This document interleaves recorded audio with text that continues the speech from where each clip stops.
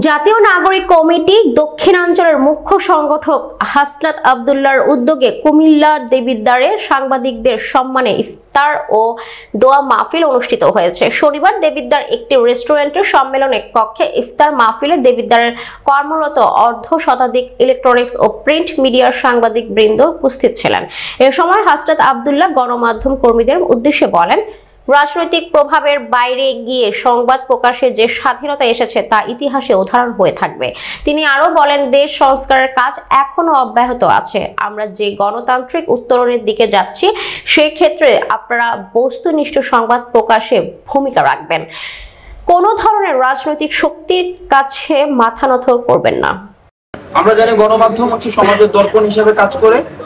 একটা সমাজ ব্যবস্থা কিভাবে চলছে, কিভাবে চলা উচিত, এই বিষয়গুলো হচ্ছে গণমাধ্যমের মাধ্যমে হচ্ছে মানুষের সামনে উঠে আসে।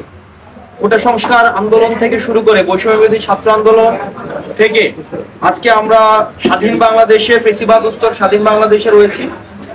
এনসিপির আয়োজনে আজকে আপনারা এখানে উপস্থিত আছেন। আপনাদের যে নিরলস এবং পেশাদারিত্বের মধ্য দিয়ে যে বস্তুনিষ্ঠ সাংবাদিকতা আপনারা অব্যাহত রেখেছেন, সেটির প্রতি আমরা সবসময় এনসিপির পক্ষ থেকে আমরা কৃতজ্ঞতা জানাই। সাংবাদিকদের নিয়ে ইফতার ও দোয়া মাহফিল শেষে সাংবাদিকদের প্রশ্নের উত্তরে তিনি বলেন, কোন রাজনৈতিক দল মুসিবত হয়ে আসার চেষ্টা করছে। আমরা যেভাবে ফ্যাসিবাদ তাড়িয়েছি, ফ্যাসিবাদদের বিরুদ্ধে আমাদের যে অবস্থান ছিল, যারা নতুন করে ফ্যাসিবাদ হয়ে ওঠার চেষ্টা করবে তাদের বিরুদ্ধেও আমাদের একই অবস্থান থাকবে। দেখুন, আমরা ফ্যাসিবাদ তাড়িয়েছি কোনো মুসিবত আবার ডেকে আনার জন্য না।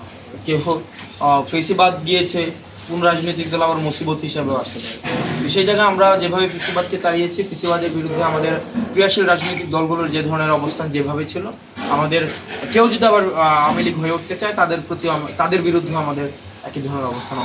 এটা আপনারা যদি মনে করে থাকেন যে আবার কোনোভাবেই ফেসিবাদ ফিরে আসবে, আওয়ামী লীগ ফিরে আসবে, আবার আপনারা তাদের মডেলের আবার পুলিশিং করবেন, সেটা আর বাংলাদেশে কখনোই সম্ভব না। সুতরাং আপনার জনগণ যে ধরনের পুলিশিং চায়, আপনার বাংলাদেশপন্থী যে ধরনের পুলিশিং আপনারা সেটি কার্যকরে আমরা প্রত্যাশা করবো। আপনারা তৎপর হবেন এবং law and order situation restore করার জন্য আপনাদের কার্যকর ভূমিকা আমরা দেখতে চাই।